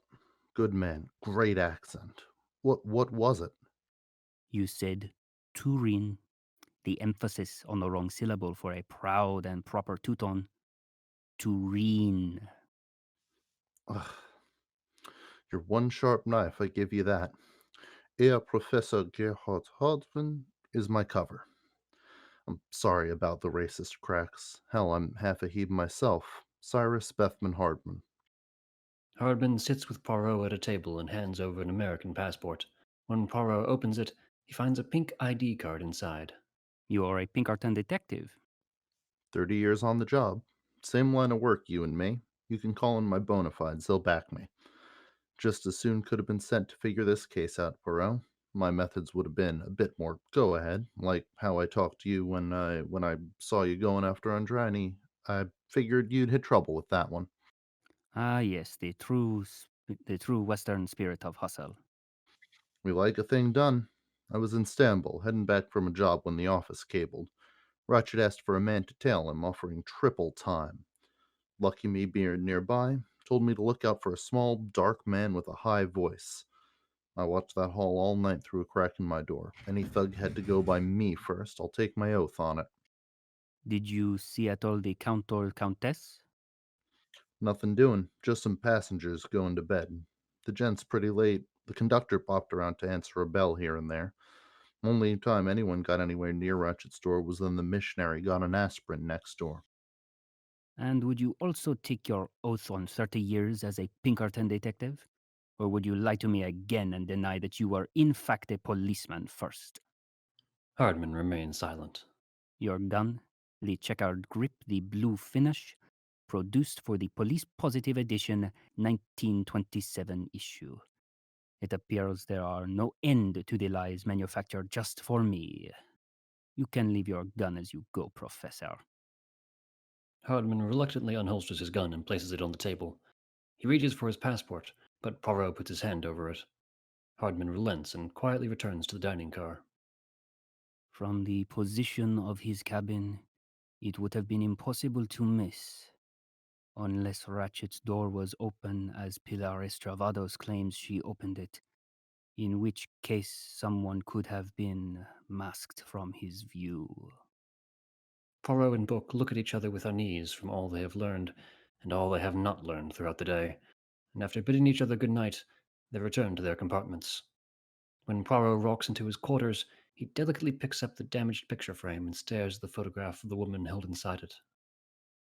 My chère Catherine, this is an abominable crime, and I am stuck, my Catherine. I cannot find the crack in the wall. Why does one of them elude me? I have always been so sure, too sure. But now I am very humble, and I say like a little child, I do not know. I am afraid, my Catherine. The low, occasional rumble of thunder echoes through the mountains, but the night is otherwise calm. The next morning, MacQueen, Hardman, the Andranis, Dorgomirov, Schmidt, Hubbard, Foscarelli, Masterman, and Estravados are escorted out of the train by Michel. The princess frowns as her dogs are walked around the area by one of the rail workers. My apologies, ladies and gentlemen. It is not safe on board while the engine is put back on the train. We are to wait in the tunnel. Thank you. Where are they taking the dogs? They'll be happy. That's not right. Stretch their legs. It's good. No, that's not right. It's freezing out here. They make their way to the tunnel, where the workbenches have been pushed together into a long table and lamps are scattered about to provide some semblance of heat. Meanwhile, Mary walks into one of the storage cars, followed by Book. Poirot is waiting for them. You asked for me? Another interrogation? Oh, no, I enjoy your company, Merci, Book. Book nods and exits. I have a list of 10 questions I am no nearer to answering, and the train is about to leave. You have a clear mind, and I thought you might produce an insight. Please.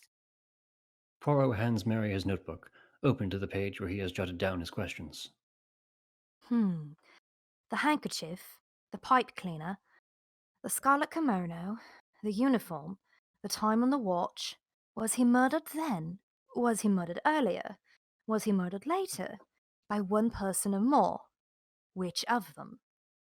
Sorry, I can't help you. She returns his notebook. Ah, merci. Perhaps there's an 11th question you don't know to ask yet that will give you the answer to the rest. Perhaps I could point an easy finger at the Countess Andreni. I discovered she was Sonia Armstrong's sister. Are you certain? Yes, I suspect she may perhaps be innocent. Perhaps. Perhaps, but so many have lied to me of late and do not seem to mind. You yourself did so effortlessly. Me? You told me you had never been to America. You also concealed the fact that at the time of the murder, or at the time of the tragedy, you were living in the Armstrong household as governess to their daughter, and you know this. I have my living to get. A girl detained in connection to a murder case. No decent class family would engage me. Miss Debenham, you planned Ratchet's murder, and then you sent for the Countess to witness it. If she saw him dead, the Helena you knew might return. You waited for your roommate to sleep, but she did not. You drugged her, but the barbital only gave her a headache. She begged for an aspirin when the train stopped. When the conductor was on the station, when the coast was clear at last, you were allowed to enter Ratchet's compartment unseen. You loved Daisy Armstrong. You killed Cassetti. Cassetti was a pig. He deserved to die. Poirot shakes his head, stands, and bang! A gunshot rips out, and Poirot clutches his shoulder. He turns to see Dr. Arbuthnot standing at the opposite end of the car, his pistol still trained on Poirot. She didn't kill him. I did. Mary, go. I can't let you take the blame for what I did alone. Poirot grits his teeth in pain, but notices that he's barely bleeding. He hears a soft sound and turns his head to see a leaking bag of sand on the storage shelves. He was only grazed. Mary, please, go. Mary regards Arbuthnot with a conflicted expression before darting out of the car. The doctor begins slowly approaching Poirot, his gun held steady. John Armstrong was my best friend, my commander. He believed in me. He sent me to medical school, gave me a future. Cassetti destroyed him. In grief, I found Mary. Then I found Ratchet. Our plan was to reveal him to the police. That's what you overheard. But when I saw his face, I knew he didn't deserve a trial. So, you drugged MacQueen. You changed the time on the watch so you could lie about the time of death. I couldn't let Mary be accused, or MacQueen. My sins are mine to pay for alone. I'm a soldier. A soldier kills to protect. And now, Mr. Poirot, I must protect myself from you. Thunk! The whole train quakes as the engine slams into place on the tracks. Poirot takes the moment to swipe the head of his cane through the pile of sand on the ground, sending it into Arbuthnot's face. Poirot topples a box from a stack onto the Arbuthnot, knocking him over, then drives his cane into the doctor's gun hand, disarming him. Arbuthnot stands and leaps at Poirot, knocking him to the ground as he puts his hands around the detective's throat. Why aren't you dead yet? Poirot reaches up, attempting to grab his attacker, as whack! Arbuthnot falls over, knocked out after being hit in the back of the head with the handle of his own gun. Book stands above them, panting and frazzled. Poirot? Book takes Arbuthnot away, and a few minutes later, Poirot steps off the train, wearing a heavy, billowing coat. He sees the rail workers moving toward the tunnel. Gentlemen, stop! Sir, we need to get all the passengers back on the train. Poirot calmly pulls Hardman's revolver out of his coat. You will retire away from the train until I tell you to return. The rail workers slowly back away, and Poirot walks toward the tunnel. He stops in front of the engine, still a few hundred feet away, and takes in the scene before him. All of the passengers are there now, sitting at the long table with Book and Michelle standing on either side. You tell your lies, and you think no one will know. But there are two people who will know. Yes, two people. Your God and Hercule Poirot. It is time to solve this case. Poirot cocks the revolver and walks the remaining distance to the tunnel, stopping a few feet in front of the table. Dr. Arbuthnot asked me why I was not yet dead. He knew, of course, the answer. A sharpshooter who does not kill at close range. Your shot was not a mistake, it was a surgery. You could not kill me because you are no killer. None of you are killers. And yet someone must be. There are two possible solutions to this crime. One, difficult because it fits with most but not all of the facts, and one more complex. The first solution, Ratchet had enemies. A rogue mafioso steals onto the train at Venkovsky as MacQueen and Arbuthnot take the air. Equipped with a uniform and passkey, he stabs Ratchet, he leaves through Mrs. Hubbard's compartment and makes his escape. No. It doesn't work. Why hide the uniform? Who drugs Ratchet or stabs Mrs. Hubbard? Damn it, man! So I ask, who stands to benefit? This crime is the murdering of a murderer. The benefit is perhaps to the spirit, an ease of suffering, to quiet a shouting voice in the head that prevents sleep. Poirot looks to Countess Andreni. The Count holds his arm around her defensively, but not aggressively. There is a murderer among us. So, we have Dr. Arbuthnot, a dedicated, grateful friend to Colonel Armstrong. He meets and finds solace in the company of the governess, Mary Debenham, who is almost like a mother to the little girl, and so close to Mrs. Armstrong's young sister, Helena Goldenberg. Married to a powerful man, no stranger to rage and violence. We travel also with Daisy's godmother, to whom belongs the monogrammed handkerchief found at the scene of the crime. The letter H in the Russian alphabet, of course, pronounced N. Natalia Dragomirov. And her devoted maid with a chef's eye, who was she before her current employ? Might I suggest the Armstrongs' cook? But we are not yet done. The nurse in charge of Daisy, her newfound religious zeal born of guilt at allowing her charge to be abducted. It was you, was it not, Miss Estravados, in her room the night when Ratchet came in through the window? Did you have a glass of wine too many with your supper that night? Have you blamed yourself ever since for not being alert to stop him? He knew nothing but kindness and love until I. Estravados buries her hands in her face, as Poirot turns to Masterman. There is no need to divine with me, sir. I was Colonel Armstrong's Batman in the war, and afterwards his valet in New York. As fine a man as God ever made.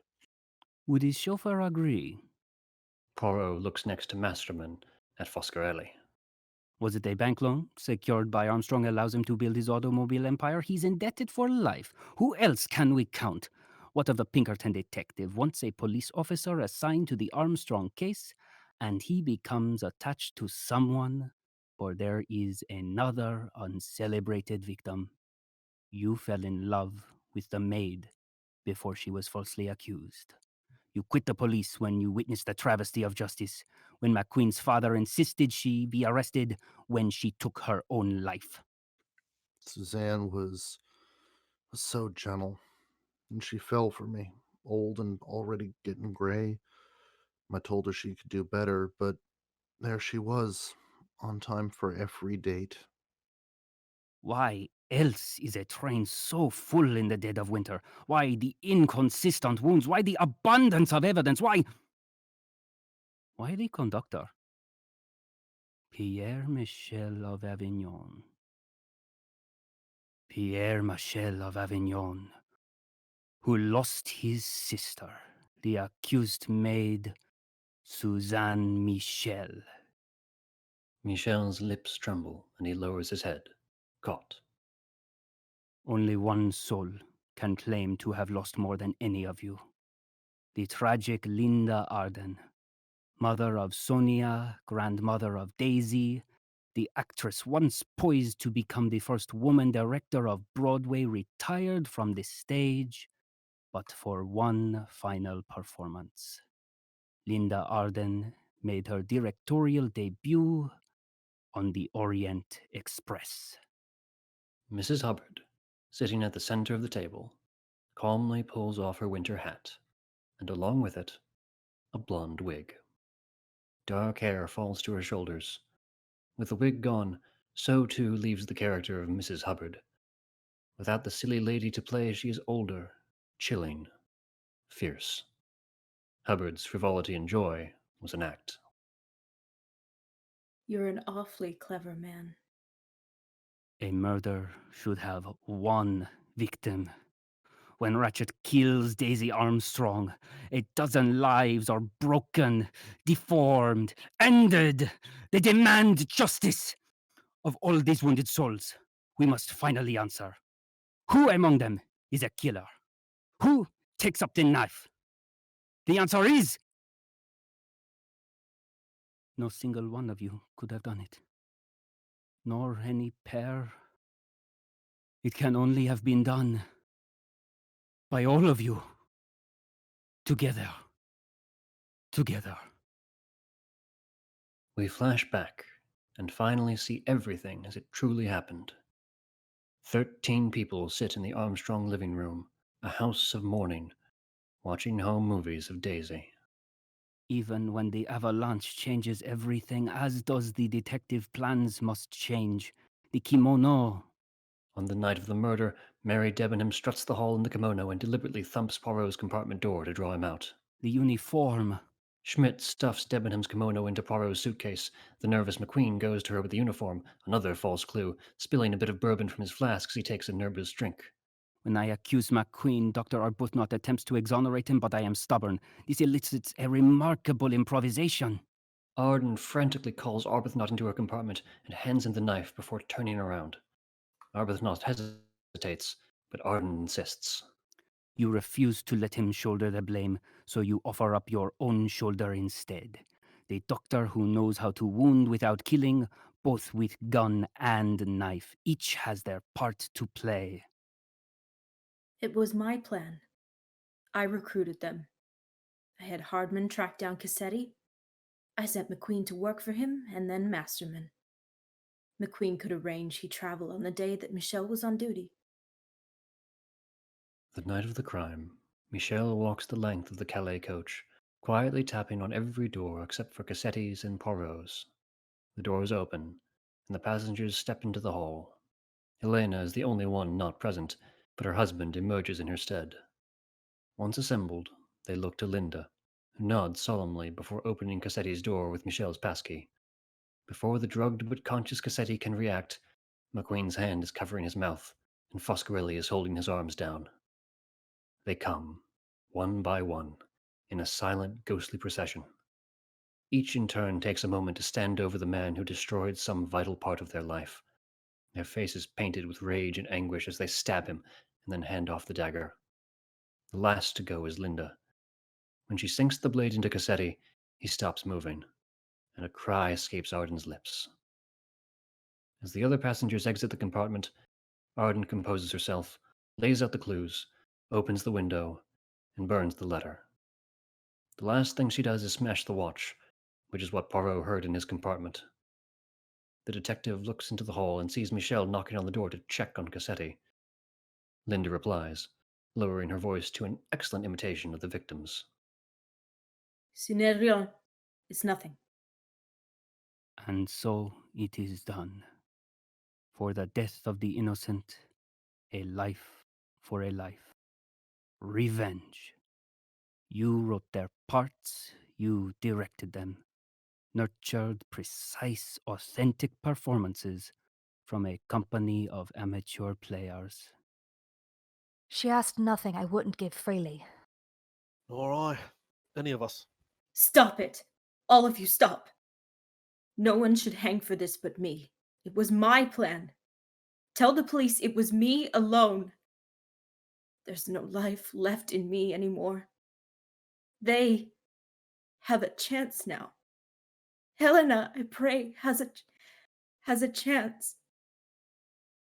They can go, live, find some joy somewhere. Let it end with me. They're not killers. They're good people. They could be again. There was right. There was wrong. Now there is you. I cannot judge this. You must decide. You wish to go free without punishment for your crime? Then you must only commit one more. He places Hardman's gun on the table. I will not stop you. You can't let them kill you. You give my body to the lake and walk away innocent at the station. You must silence me. Book can lie. I cannot. They all stare at the gun, but nobody moves. Do it! One of you! Linda grabs the gun and points it at Poirot, her hand trembling. I already died with Daisy. She points the gun at her neck. The other passengers scream, but it's too late. She pulls the trigger. Click. But no bang. The gun is empty. Linda places it on the table again and begins sobbing. Poirot regards her sorrowfully before returning to the train. A short time later, the passengers reboard the train at their own pace. As Estravado steps onto the small platform of the rear car, she encounters Poirot, who is staring out at the mountain emotionlessly. You said your role was to find justice. What is justice here? Sometimes the law of man is not enough. Where does conscience lie? Buried with Daisy. Estravados leaves Poirot to contemplate his impending choice. The detective visibly struggles with himself as he makes his way back to his compartment. A few minutes later, the train's whistle sounds, and the Orient Express finally begins moving down the tracks once again. When they arrive in Broad, Ratchet is carried off the train in a body bag, while Poirot speaks with two ununiformed police officers. After finishing his report, he makes his way back to the train, silently praying. My dear Colonel Armstrong, finally I can answer your letter, at least with the thoughts in my head and the feeling in my heart that somewhere you can hear me. I have now discovered the truth of the case, and it is profoundly disturbing. I have seen the fracture of the human soul.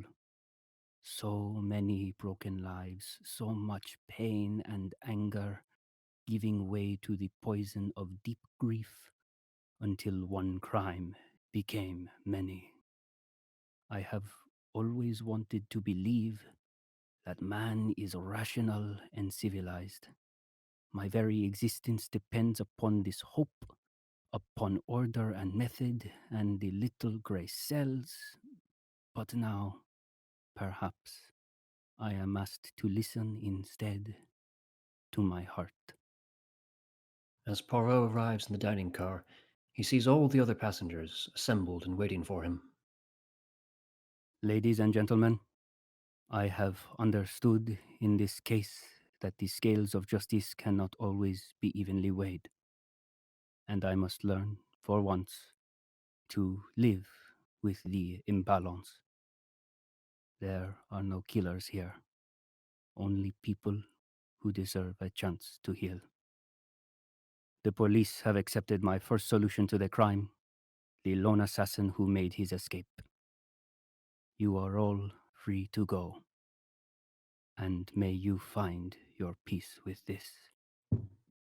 May we all. Poirot steps off the train to stretch his legs and clear his mind before it departs again. He watches as Michel comes off the train, helping Princess Dragomirov and Schmidt with their bags. Soon after, Foscarelli and Masterman step down together and walk by, followed by MacQueen, then Estravados, then Hardman. Mary and Arbuthnot step off, arm in arm into a future together. Arden, wig back on, walks past Poirot. His eye meets hers, with whatever comes past gratitude. The smallest smile indicates she may yet find some joy somewhere. Finally, Countess Andreni, face veiled once more, is helped off by the Count. Poirot watches as she hesitates, at first fearful of the bright light. Then she pulls back her veil and steps into the sun. Helena walks straight and steady, her face turned up to the dazzling sunlight, unafraid. Poirot smiles, but the smile quickly fades. He has lightened their burden only by putting the weight on his own shoulders. He is broken out of his stupor when a grateful book walks up to him. You saved me. The next time I have a New England steel heiress up in the number 16, I promise I'll think of you. Now, stop looking mopey. You have the entire train to yourself. No one will bother you for the rest of your trip. I already told the chef to make you one of every dessert he knows. Book frowns slightly as he notices something, and suddenly points across the station. Your transfer isn't until Calais, right? Are you expecting someone here? A British military officer, clearly dressed in a hurry, is nervously approaching them. He's holding a sign that says, Hercule Poirot. Hello, I'm looking for a Mr. Poirot. He's needed on a very urgent matter. He is on holiday. Book begins to lead Poirot back to the train, but Poirot stops him and steps forward. The Kastner case again? No, sir. Far worse. I have to take him to Egypt straight away. There's been a murder, sir. Right on the bloody Nile. Are you the detective? Yes. Yes, I am the detective. Could you please straighten your tie? The officer quickly obliges. Yep. Oh. I will see you at the car. After retrieving his belongings and disembarking once again, Poirot watches as the Orient Express pulls out of the station and glides into the setting sun, savoring a brief moment of respite between the most difficult case he's ever encountered and another that might push him even farther.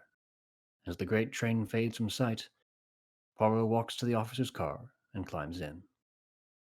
Allons-y.